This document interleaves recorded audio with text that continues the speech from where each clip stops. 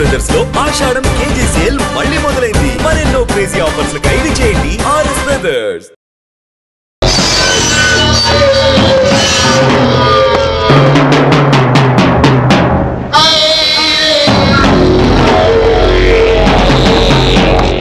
Good morning boss. Welcome. ఏం కేశవ, బాగున్నావా? బాగున్నాను బాస్. పదండి వెళదాం.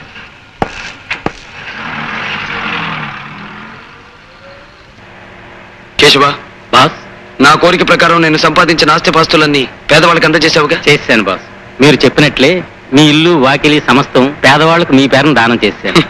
ఇప్పుడు నాకు లక్ష్యాలతో పని లేదు కేశవ, ఉన్న లక్ష్యం ఒక్కటే. కానీ బాస్, ఇప్పుడు మీరు ఏదైనా హోటల్కి పెడదాం పద. కేశవ, ఒకప్పటి నా ఆప్తమిత్రుడు, ఆ తర్వాత నా బద్ధ శత్రువైన విజయ్ ప్రమోషన్తో ఎస్పీ పొజిషన్కి వచ్చాడు కదూ?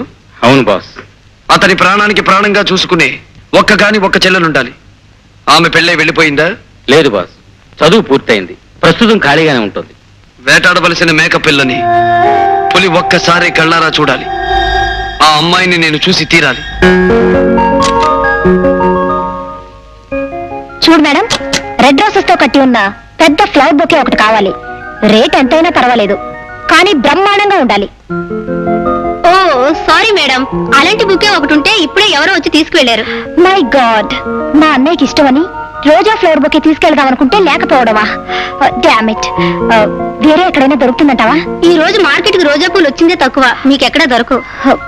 ఓకే, ఇప్పుడేం చేయను? ఆ బొకే ఇచ్చేయి. అదిగో అమ్మాయి, విజయ్ చెల్లెలు ఆశ.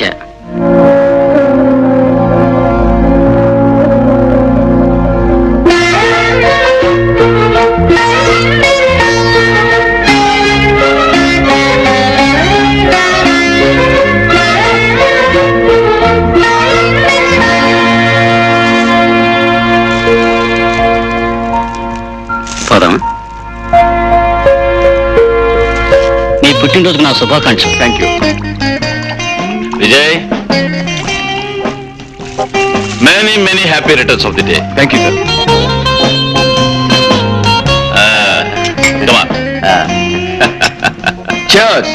అదేంటి జడ్జి గారు, కోర్టులో ఆర్డర్ అన్నంత ఉత్సాహంగా చీయర్స్ అనేస్తున్నారు. మన విజయ్ ఇంకా బర్త్డే కేక్ కట్ చేయలేదు. ఎక్స్క్యూజ్ మీ, నేను కేక్ కట్ చేయడం కోసం జడ్జి గారిని విస్కీ వాయిదా వేయమన్నా ఐపీసీ అదేదో సెక్షన్ ప్రకారం అన్యాయం అవుతుంది. మీరు కానివ్వండి. ఓకే, లక్ష్మి, ఏంటండి ఆశ అక్కడ బజార్కి వెళ్ళింది, ఈ పాటకు వస్తూ ఉండాలి.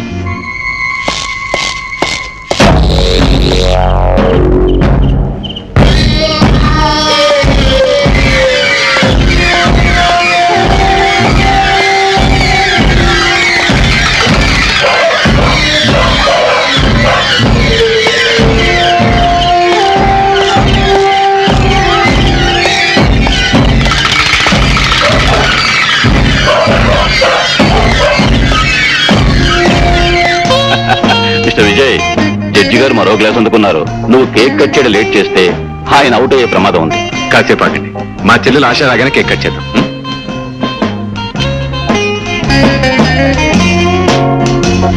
హలో ఆశ. Hi uncle. ఏమిటమ్మా, ఏమిటి ఆలస్యం? బొకే కోసం వెళ్ళాను అంకుల్. అలాగా, వచ్చేసింది. అన్నయ్య, happy birthday to you. Thank you very very much. అన్నయ్య, ఒక మాట. ఏంటమ్మా అది, చెప్పు. ఫ్లవర్ షాప్ నుంచి బయటకు వచ్చినప్పటి నుంచి ఒక అతను నన్ను అనుసరించాడు. ఎవరా అతను? ఎవరా వదినా? నేను ఫ్లవర్ షాప్ నుంచి బయటికి రాగానే రోడ్లో నుంచున్న అతను నన్ను విచిత్రంగా చూశాడు. ఆ క్షణం నుంచి నన్ను వదలకుండా నా వెనకాలే రావడం మొదలు పెట్టాడు. నా కాళ్ళు చేతులు వణికిపోయాయి అనుకో. గోల్డ్ మెడల్ పొందిన పోలీస్ ఆఫీసర్ చెల్లెలు పోయింది, ఎవరో వెంట పెడితే నువ్వు భయపడ్డావేంటమ్మా? నీ పిరికితనం గురించి మా డిపార్ట్మెంట్కి తెలిసిననుకో, గవర్నమెంట్ నాకు రావాల్సిన గోల్డ్ మెడల్ ఆపేస్తుంది. అయ్యా, ఎవరో మీ స్నేహితుడు ఇది మీకు ఇమ్మన్నారయ్యా. బ్యూటిఫుల్, నాకు ఇష్టమైన రోజెస్ బొకే. వాక్యమంట, ఈ బుక్కే మీద పేరు లేదే. మిస్టర్ విజయ్, గతంలో కూడా నీ బర్త్డేకి ఇలాంటి బుక్కే వచ్చింది కదూ? కనకరావు, అయ్యా, ఈ బొకే నీకు ఎవరు ఇచ్చారు? ఎవరో గడ్డవాయన వచ్చి ఇచ్చారండి. ఎప్పుడు ఇచ్చారు? ఇప్పుడేనండి. ఎక్స్క్యూజ్ మీ,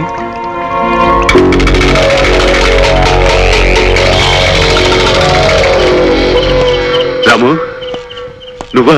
రే, నువ్వు ఇక్కడికి వస్తావని నాకు తెలుసు విజయ్. అందమైన ఆ పూల గుత్తిని చూడగానే నువ్వు అర్జెంటుగా ఇక్కడికి వస్తావని నాకు తెలుసు. నువ్వు జైల్లోంచి ఎప్పుడు బయటకు పెద్ద పోలీస్ ఆఫీసర్వి, మనుషుల్ని జైల్లోకి పంపడమే తెలుసు తప్ప వాళ్ళు ఎప్పుడు బయటకు వస్తారో నీకెందుకు తెలుస్తుందిలే. రాము, నన్ను అపార్థం చేసుకోకు. లేదు, నిన్ను బాగా అర్థం చేసుకున్నాను. అన్నట్టు ఈరోజే మొదటిసారిగా నీ చెల్లెల్ని చూశాను. చాలా అందంగా ఉంది సుమా. రాము, అలాంటి చక్కని చుక్క నాలాంటి మగాడి కారణంగా చిక్కుల్లో ఇరుకోవచ్చు. జాగ్రత్త.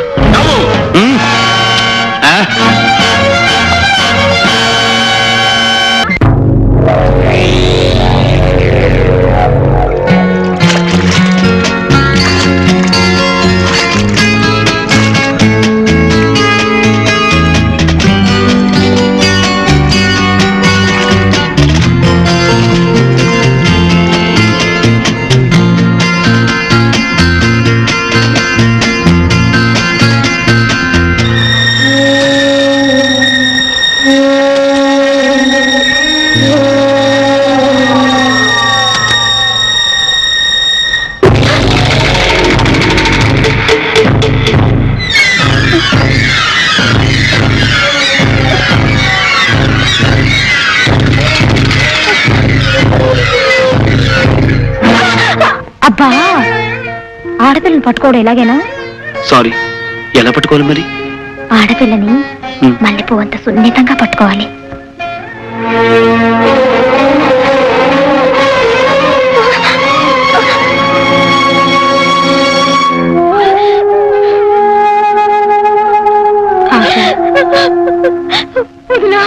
ఊరుకోమ్మా, ఏడోకు. వదినా, అతను నన్ను చంపేస్తాడు. వదినా, చంపేస్తాడు. ఎవరు నిన్నేం చేయరు. నేను మీ అన్నయ్య ఉన్నాక నీకేం భయం లేదు. ఊరుకోమ్మా. వదినా,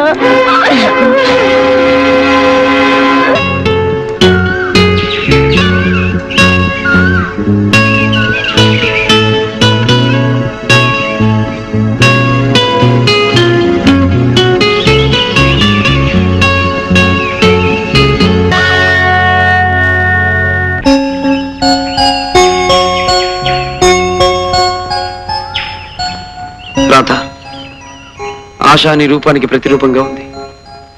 రూపులోనూ చూపులోనూ ఆమె నీలాగే ఉన్నా నేను ఆమెను వదిలేది లేదు. విజయ్ని దెబ్బతీయడానికి, నా పగ చల్లార్చుకోవడానికి ఆశాను నాశనం చేసి తీరుతాను.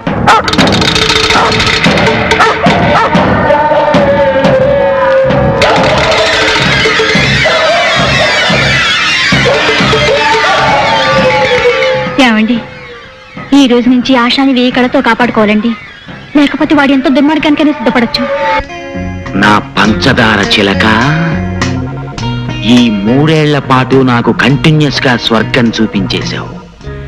రోజుకో ముద్దుతో, పూటకో ముచ్చటతో నన్ను పిచ్చెక్కి చేసినందుకు నీ పేర ఒక డూప్లికేట్ తాజ్ మహల్ కట్టించాలనుందే. రేపే కాంట్రాక్టర్ని పిలిపిస్తాను. నిజంగానా బంగారు కొండ? నిజమేనే నా మిఠాయి ఉండా. వెయిట్ వెయిట్ వెయిట్, నేను రౌండ్ వేసుకొస్తాను, ఆ తర్వాత చూసుకుందాం.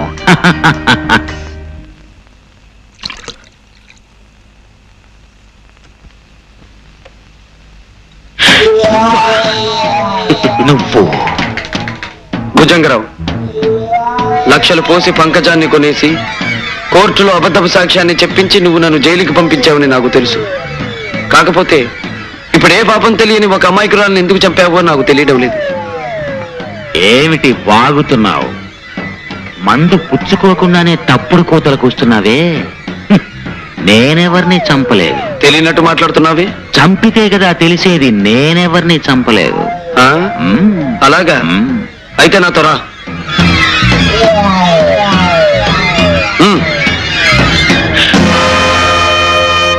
అదిగో ఆమెను హత్య చేయలేదంటావా?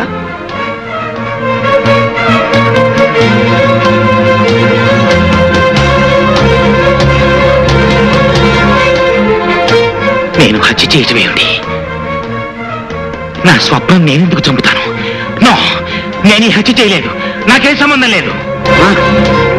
నువ్వు చెప్పినంత మాత్రాన చట్టం కోర్టు నమ్ముతుందనుకుంటున్నావా? ఇల్లు నీది, ఈ పడగది నీది, మంచం నీది కాదంటావా? అంత మాత్రాన నేను హంతకుండా ఎందుకు అవుతాను? నువ్వు ఖరీదు కొనుక్కొచ్చిన ఆ స్వప్నం మీద నీకు ముచ్చట తీరిపోయింది. ఆమెని బ్రతుకి అడ్డు రాకూడదనుకున్నావు, అందుకే పొడిచి చంపావు.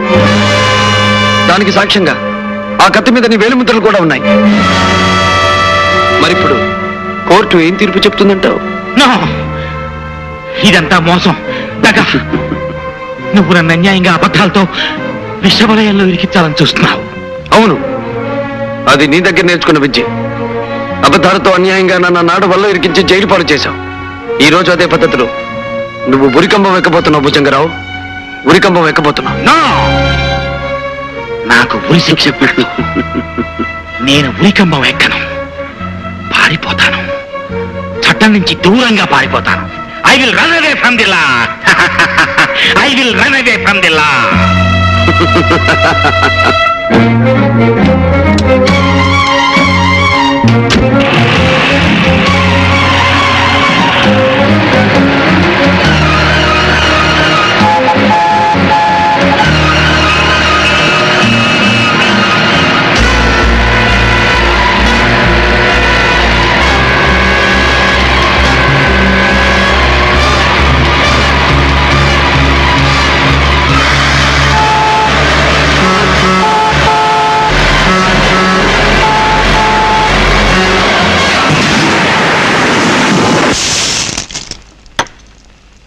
భుజంగరావు యాక్సిడెంట్ విషయంలో సందేహపడ్డం అనవసరం మిస్టర్ విజయ్. సాక్ష్యాలను బట్టి, జరిగిన యాక్సిడెంట్ విధానాన్ని బట్టి అది భుజంగరావు తొందరపాటు వల్ల జరిగిన యాక్సిడెంట్ ఏం తెలుస్తోంది. బట్ వన్ థింగ్ సార్, ఈ ప్రమాదం వెనక పరశురామ హస్తం ఉందని నాకు ఖచ్చితంగా అనిపిస్తోంది. You are mistaken. గూర్ఖా సాక్ష్యాన్ని బట్టి కార్ డ్రైవ్ చేసుకు వెళ్ళింది భుజంగరావు ఒక్కడే. కంట్రోల్ తప్పి అతను కార్ డ్రైవ్ చేయడం చూసిన సాక్ష్యాలను బట్టి సార్, సాక్ష్యాలు ఆధారాలు ఎన్నున్నా భుజంగరావు మరణానికి కారకుడు పరశురామని నమ్ముతున్నాను. అంత వేగంగా అసలు అతను కారు ఎందుకు నడిపాడు? ఎవరి భయం కారణంగా అతను అంత ఆందోళనగా బయలుదేరాడు? అసలు అతని ఇంట్లో ఉండే అమ్మాయి ఏమైంది, ఎక్కడుంది? మూడో గంట వాడికి తెలియకుండా మా బాస్ నిన్ను మరో ఊరు పంపించామన్నారు. ఆ ఏర్పాట్లు పూర్తయ్యే వరకు నువ్వు ఇక్కడే ఉండు.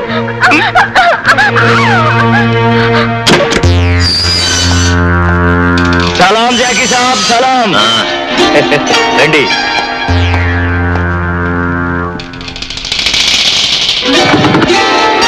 నీ అమ్మ చెమ్మ చెక్క. నేను జైలు పాలవడానికి కారణమైన ఆ ఇన్స్పెక్టర్ విజయ్ని, వాడికి మన విషయం హింట్ ఇచ్చిన పరశురాముని వదిలిపెట్టకూడదు మస్తాన్. వాళ్ళిద్దరిని జాయింట్ గా దెబ్బతీయాలి. దాందే ఉంది సాబ్, నువ్వు తలుసుకుంటే అర్ధనారీశ్వరుని కూడా ఎడగొట్టేయగలవు. అందుకే మస్తాన్, ఇవాళ నుంచి వాళ్ళిద్దరినీ ఓ కంట కనిపెట్టాలి.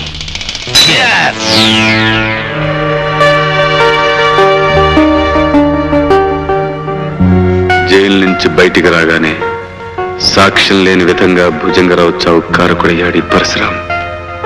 నా ఊహ నిజమైతే ఇక అతని తరువాత లక్ష్యం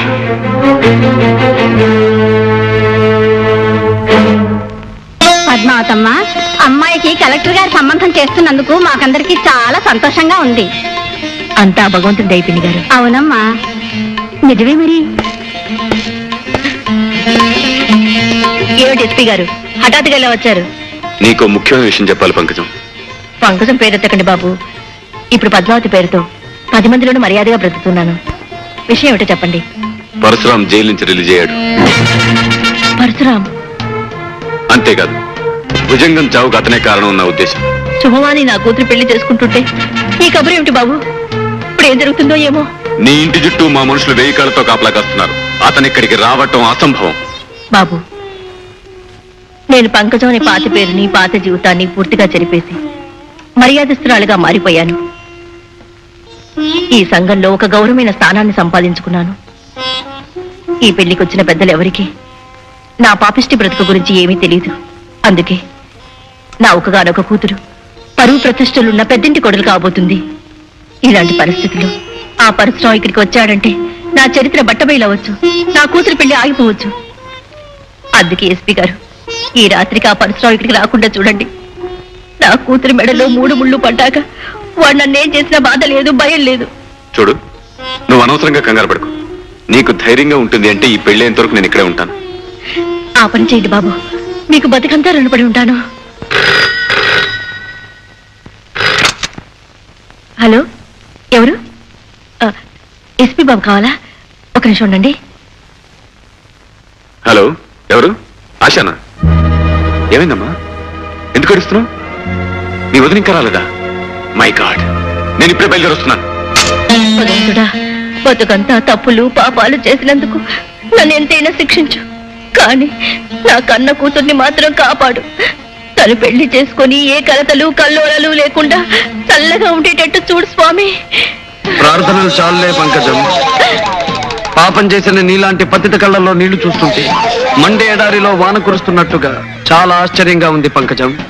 పరశురాం బాబు పేరు గుర్తుంది కదా, పతిత పంకజం. సమాజంలో హై క్లాస్ సొసైటీకి సంబంధించిన పద్మావతి దేవిగా మారిపోగానే నన్ను మర్చిపోయిందేమో అనుకున్నాను, కానీ గుర్తున్నానన్నమాట. పంకజం, సంఘంలో పరువు ప్రతిష్టలున్న ఆ కలెక్టర్ గారి కుటుంబానికి నువ్వెవరవో, నీ అసలు చరిత్ర ఏమిటో తెలిస్తే నీ కూతురి పెళ్లి జరుగుతుందంటావా? జరగదు. ఆపై నీ కూతురి జీవితం సవ్యంగా ఉంటుందంటావా? ఉండదు. నేను పొగడతలతో ముంచెత్తి నీ సమాజం ఊరుకుంటుందంటావా? బాబు, మీకు దండం పెడతాడు. నా కూతురు అమాయకురాలు, అది ఏ పాపం తెలియని పిల్ల. దాని బ్రతికి అన్యాయం చేయొద్దు బాబు. ఎంత గొప్పగా నటిస్తున్నావు. అవునులే, నటించడం, మనుషుల్ని నమ్మించడం నీ పుట్టుకలోనే ఉంది. ఇలా నటించి ఆ రోజు కోర్టులో నా మీద నింద మోపావు. ఆడదానిపై ఉండి రాతిగుండితో రాక్షసిలాగా డబ్బు కాసపడి ఒక నిర్దోషిని జైలు పాలు చేశావు. కటకటాల వెనక్కి వెళ్ళిన నా కథ ముగిసిపోయిందనుకున్నావు, కానీ మళ్ళీ ఇలా పగపట్టిన పాములా ఈ పరశురాం వస్తాడని అనుకోలేదు. అవునా? బాబు, నువ్వేం చెప్తే అది చేస్తాను. అవసరమైతే నా కూతురు పెళ్లి జరిగిన మరుక్షణం కోర్టులో నిలబడి ఆ రోజు నేను చెప్పింది అబద్ధమని, డబ్బు కోసం నిన్ను దోషం చేశానని ఒప్పుకుంటాను బాబు.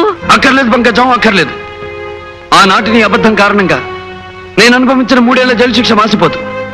నా బ్రతుకులో వృధాగా 3 ఏళ్లు పోగొట్టుకున్నట్టే ఈ రోజు నీ కూతురు 3 ముళ్ళు పోగొట్టుకుంటుంది.